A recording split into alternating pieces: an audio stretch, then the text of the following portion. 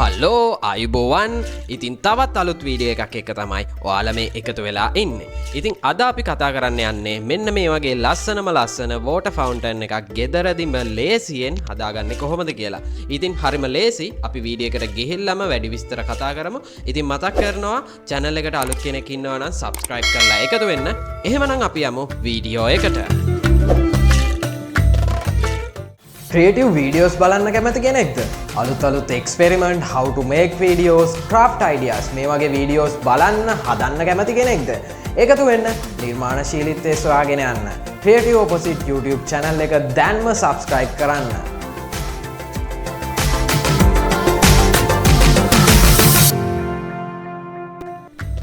ඉතින් මම වීඩියෝ එක පටන් ගන්නකොටම කිව්වා මේක හදන්න හරිම ලේසි කියලා. ඉතින් ඔයාලට පේනවා ඇති මේකට අවශ්‍ය වෙන්නේ මෙන්න මේ වගේ පොඩි අමුද්‍රව්‍ය ටිකක්. ඉතින් අන්න ඒකයි අපිට ගෙදරදීම ලේසියෙන් හදාගන්න පුළුවන් වෙන්නේ.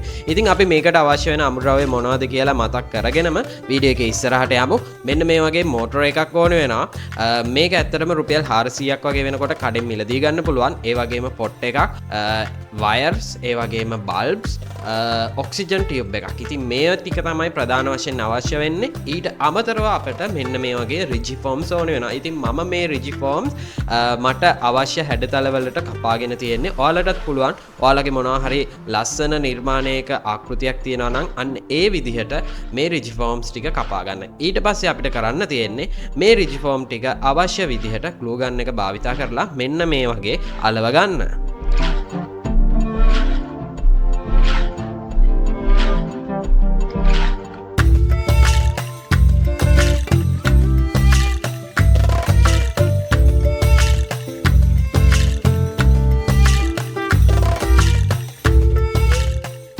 ඉතින් අපේ පුංචි කලේ මෙන්න මෙතනට තමයි මම ප්ලේස් කරන්න හිතාගෙන තියෙන්නේ. ඉතින් ඒකට පොඩි සපෝට් එකක් විදිහට මම මෙන්න මේ වගේ කොටුවට කපාගෙන රිජි ෆෝම් කෑල්ලක් අලව ගන්නවා සපෝට් එකට වගේ. ඊට පස්සේ ඉතින් අපිට රිජි ෆෝම් නිසා හරිම ලේසියි අපි කැමති හැඩයකට මේ දේවල් කපාගෙන ඉවර වෙලා මෙන්න මේ විදිහට ග්ලූ ගන් එකෙන් අලව ගන්න තියෙන්නේ.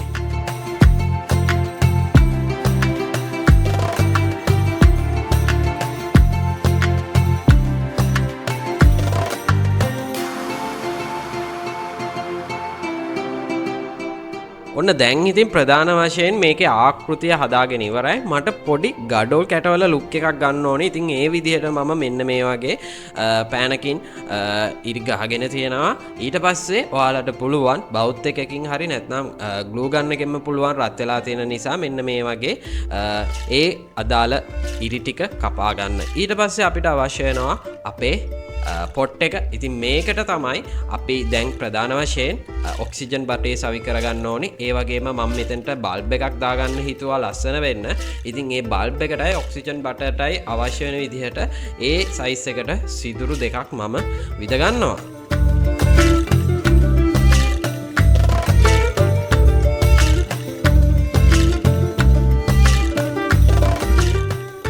ඉතින් ඔයාලට පේනවා ඇති මේ මම බල්බ් එක සම්බන්ධ කරාට පස්සෙත් හොදට ග්ලූ ගන් එකෙන් මේ ගම් එක ගාලා හොදට සීල් වෙන්න අලව ගන්නවා. මොකද වතුර එක්ක සම්බන්ධ වෙන නිසා අපිට කිසිම තැනක ලීක් එකක් තියෙන්න බෑ.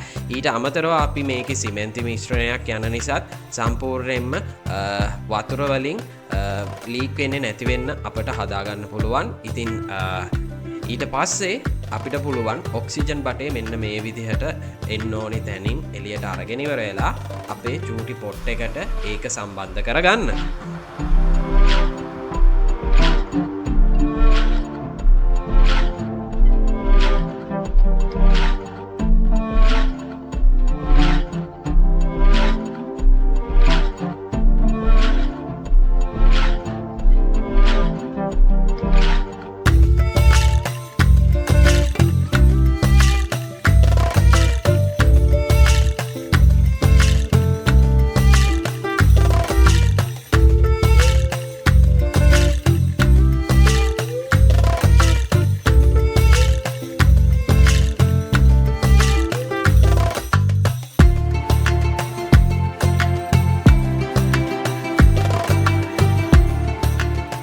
ඉතින් ඔයාලට පේනවා ඇති මම බල්බ් එක වතුරට කිසිම ලීක් එකක් නොවන විදිහට මෙන්න මේ වගේ ග්ලූ ගන් වලින් වහගන්නවා.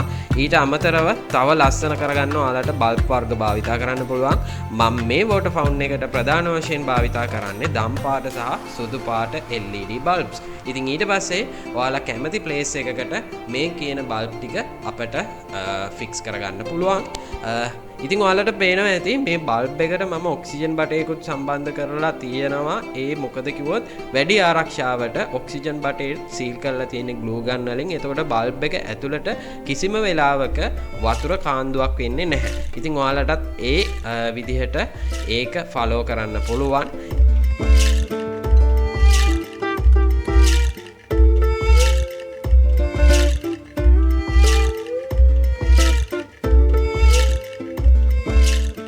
ඉතින් මෙන්න මේ විදිහට තමයි වෝටර් ෆවුන්ටන් එකේ උඩ කොටසේ වැඩ ටික ඉවර වෙන්නේ. ඉතින් වයරින් වැඩ ටිකත් සම්පූර්ණයෙන්ම ඉවරයි.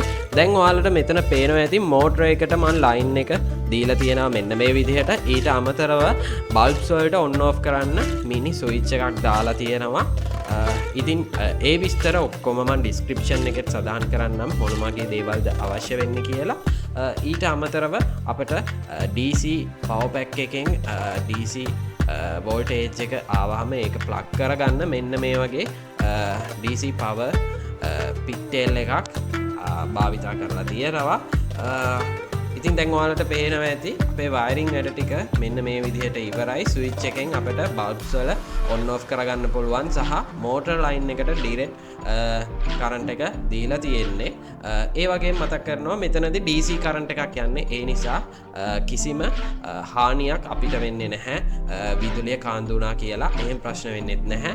ඊට පස්සේ මම මෙන්න මේ පිටිපස්ස පැත්තේ ඒ කියන වයර්ස් ටික සම්පූර්ණයෙන්ම පේන්නේ නැති වෙන්න රිජි ෆෝම් වලින් වහගෙන තියෙනවා. දැන් සම්පූර්ණයෙන්ම අපේ වෝටර් ෆවුන්ටන් එකේ උඩ කොටසේ වැඩ ටික ඉවරයි. ඊට පස්සේ අපිට තියෙන්නේ මේකේ බොක්ස් එක ක්‍රියේට් කරගන්න.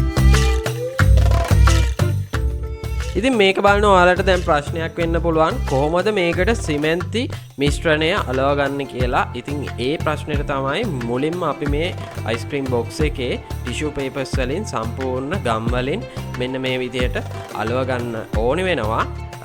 මම පැහැදිලි කරන්නම් මම මෙතනට අයිස්ක්‍රීම් බොක්ස් එකක් ගත්තේ ඇයි කිව්වොත් හේතුව තමයි අපිට කොටු ආකෘතියක් ඕනි වෙනවා. ඊට අමතරව අපි හදාගන්න ගියොත් සමහරක් විට වතුර කාන්දු වෙන්න පුළුවන්. ඉතින් කිසිම වෙලාවක මෙතන ප්ලාස්ටික් එකෙන් එහාට වතුර යන්නේ නැති නිසා එහෙම දෙයක් වෙන්නේ නැහැ. ඊට අමතරව ඔයාලට පේනවා ඇති මෙන්න මේ විදිහට අපි මෙතන ગેප් එකක් තියාගන්න ඕනේ. පිටපැත්තේ ටිෂු පේපර්ස් ඇතුලේ ටිෂු පේපර්ස් එක සම්බන්ධ නොවෙන්න. මොකද එහෙම වුණොත් අපි මෙතනට වතුර දාගන්නකොට එතනින් ටිෂු පේපර්ස් වලින් වතුර පිටපැත්තට යන්න පුළුවන්. ඒක නැති වෙන්න මෙන්න මේ වගේ පිටපැත්තේ ඇතුල් පැත්තේ ગેප් එකක් තියලා ඉවර වෙලා අපි මේක වේලෙන්න තියාගන්න ඕනේ.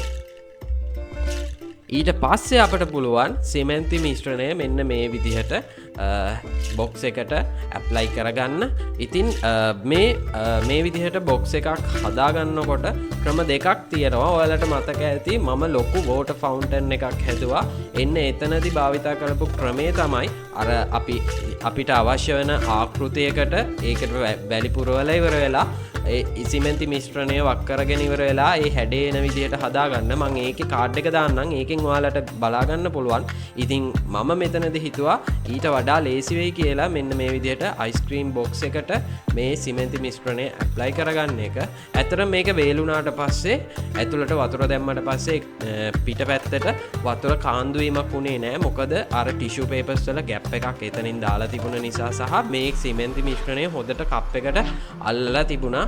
පස්සේ ගැලවිලා යන්න ආවේ නැහැ. ඒ වගේම අපේ වෝටර් ෆවුන්ටන් එකට හරියටම ගැලපෙන කොටුවක් විදිහට ඒ කොටුවේ සයිස් එකටම තිබුණ නිසා තමයි මම මේ අයිස්ක්‍රීම් බොක්ස් එක භාවිතා කරේ. ඉතින් ඔයාලට වීඩියෝ එකේ පෙන්නනවා වගේ මෙන්න මේ විදිහට අපිට සිමෙන්ති ඇප්ලයි කරලා වේලෙන්න තියාගන්න පුළුවන්.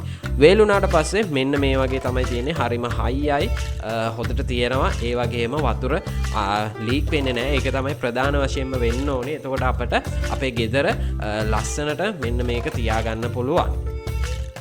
ඊට පස්සේ ඔයාලට අපේ උඩ කොටසේ මෙන්න මේ විදිහට සිමෙන්ති ඒකටත් ඇප්ලයි කරගන්න පුළුවන්.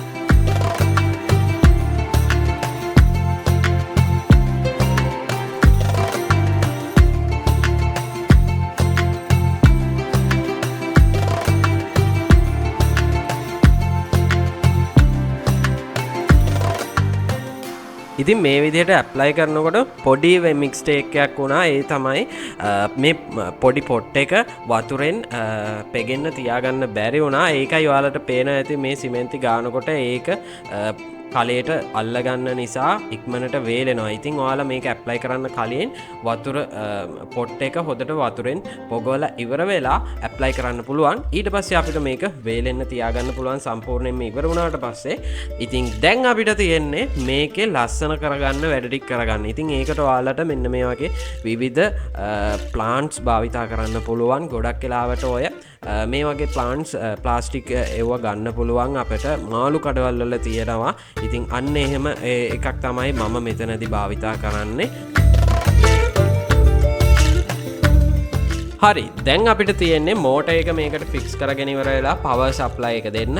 ඒකත් මම මෙන්න මේ විදිහට කරගන්නවා. ඊට පස්සේ විදුලිය කාන්දු නොවෙන්න සම්පූර්ණයෙන්ම ඒක කවර් කරගත්තා. ඊට පස්සේ මෙන්න මේ වගේ බොක්ස් එකට ගල් ටිකක් දාගෙන ලස්සන කරගන්න වැඩ ටික කරාට පස්සේ අපිට පුළුවන් මේකේ ෆිනිෂින් එක මෙන්න මේ විදිහට බලන්න.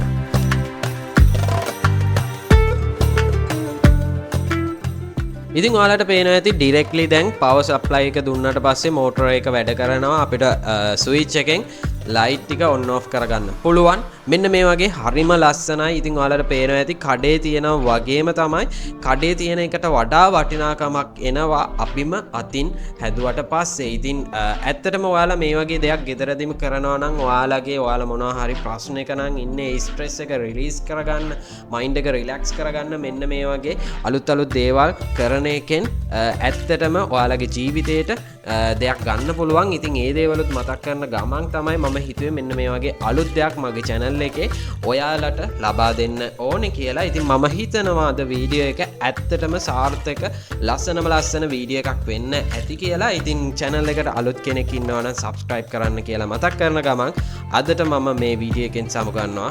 ඔයාලට ජයන් ජයම වේවා.